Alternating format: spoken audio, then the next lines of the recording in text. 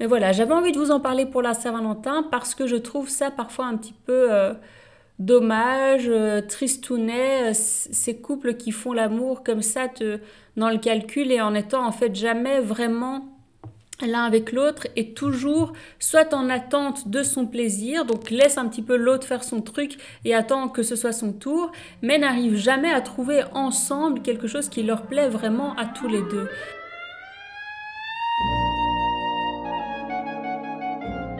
Mais avant de commencer, je tiens à vous informer que pour la Saint-Valentin, moi j'ai un cadeau pour vous. Comme cadeau, eh bien, je vous propose les deux formations pour devenir orgasmique, donc celle pour femmes, celle pour hommes, les deux dans un tout petit prix, une offre duo pour les couples, pour vous deux, pour travailler votre périnée et surtout pour réussir à orgasmer ensemble, à jouir ensemble, à atteindre l'orgasme synchronisé. Je vois pas de meilleur projet ni de meilleur cadeau à faire pour le 14 février. Voilà, et maintenant que je vous ai présenté mon petit cadeau, on peut passer à la vidéo. Bonjour YouTube et coucou à tous mes ex, bienvenue dans cette nouvelle vidéo dans laquelle on va aborder, je pense, le meilleur sujet à aborder pour la Saint-Valentin, à savoir l'orgasme synchronisé. Alors j'espère que vous êtes prêts, on est parti. Et pourquoi est-ce que j'avais envie d'aborder ce sujet aujourd'hui avec vous? J'ai quand même une petite intro à vous faire, c'est que il me semble que beaucoup de couples sont pas mal dans des espèces de calculs d'apothicaire, souvent quand ils font l'amour. C'est-à-dire qu'ils se disent « Ah tiens, si je lui ai fait une fellation, alors il va devoir me lécher. » Ou bien le mec se dit « Ah bon, ben je lui ai fait l'amour pendant 10 minutes seulement et j'ai éjaculé sur ses fesses, alors ben, maintenant il faut que je lui donne un orgasme en la caressant en la doigtant. » Et quelque part, il n'y a jamais vraiment de symbiose, de synchronicité là-dedans. Alors certes, il y a certains hommes qui disent « Oui, moi j'ai du plaisir quand ma copine a du plaisir, certes, mais ça reste quand même, c'est pas non plus, vous n'avez pas un orgasme quand elle a un orgasme, quoi. C'est plutôt qu'il y a une espèce de renforcement positif et je comprends tout à fait et je trouve ça super. Je trouve que certaines femmes parfois pourraient gagner à s'inspirer de cette attitude, enfin pourraient s'inspirer de cette attitude. Dans le sens où il y a des tas d'hommes qui ont du plaisir à voir leur partenaire avoir du plaisir, mais c'est pas pour autant qu'ils jouissent particulièrement ou qu'ils ont de meilleurs orgasmes grâce à ça. Et j'ai envie de vous dire, est-ce que même vous y avez déjà pensé, est-ce que ce serait pas quand même 1000 fois mieux de réussir à avoir un rapport sexuel où vous êtes dans une espèce d'harmonie, dans une synergie qui fait que le plaisir de l'un entraîne le plaisir de l'autre pendant la pénétration et que vous n'arrivez à l'orgasme que parce que l'autre arrive à l'orgasme aussi et vous jouissez, vous orgasmez en même temps. Est-ce que ce serait pas quand même merveilleux, incroyable? Est-ce que ce n'est pas quand même le niveau d'intimité et de connexion ultime? Alors, j'en conviens tout à fait, c'est difficile. Et la pénétration, c'est peut-être la partie la plus difficile du rapport sexuel. En tout cas, une pénétration réussie qui se passe bien et qui amène à l'orgasme. En tout cas, c'est mon avis et c'est mon constat. Et c'est d'ailleurs pour ça que ça vaut la peine de le chercher et d'essayer de l'atteindre, cet orgasme synchronisé, parce que c'est quand même une merveille. Et donc, comment faire pour l'atteindre, ce fameux orgasme synchronisé? Eh bien, je dirais que la première chose qu'il va falloir apprendre à faire, et c'est pas très compliqué, mais ça demande une implication et une concentration particulière.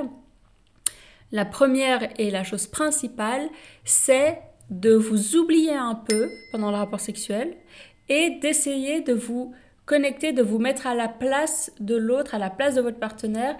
Et comment est-ce qu'on fait ça? Eh bien, essayez de vous connecter en termes de sensations déjà à son sexe, à sa respiration et quelque part à ses émotions. Alors, ça peut sembler abstrait, mais c'est, il me semble, le meilleur chemin pour y parvenir, c'est-à-dire que essayez de sentir son niveau de tension, essayez de sentir, tiens, comment est son sexe? Si vous êtes une femme, essayez de sentir le sexe de votre partenaire dans le sens, à quel point est-ce que son érection est forte, dans quel rythme est-ce qu'il est que vous sentez qu'il est gonflé et qu'il va bientôt exploser, est-ce que vous sentez qu'il ralentit? Enfin, Essayez de vous connecter à ses sensations. Essayez de vous connecter aussi à sa respiration. C'est un très bon indicateur pour savoir eh bien, où il en est et comment il se sent.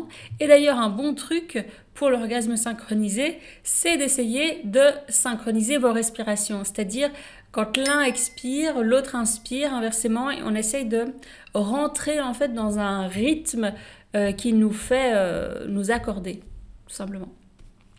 Ensuite, ça peut sembler plus abstrait, mais voilà, essayez de vous connecter à ces émotions.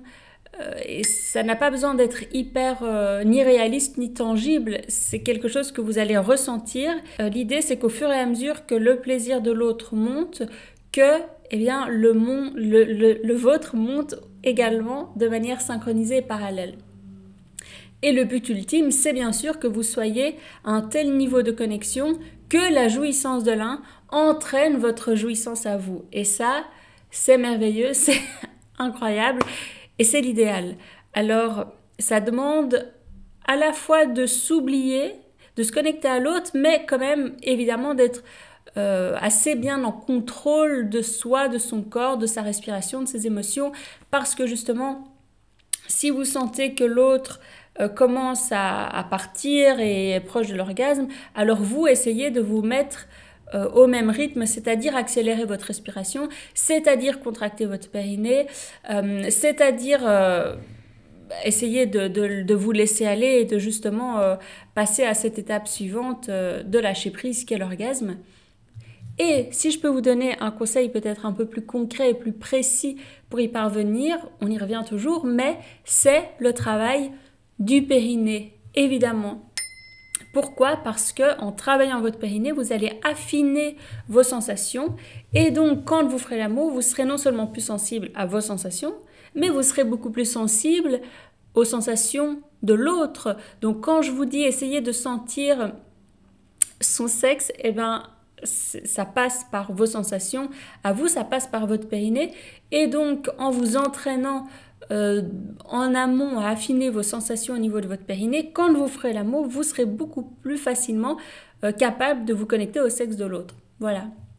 Et puis dans ces formations, je vous parle aussi bien entendu de la gestion de la respiration, de la gestion des émotions, de l'énergie, de la connexion, tout ça je vous en parle aussi parce que bien sûr c'est une partie importante. Et pour la Saint-Valentin, je vous propose une offre où vous avez la formation pour femmes et la formation pour hommes ensemble à un tout petit prix. Je vous ai tout mis dans la description.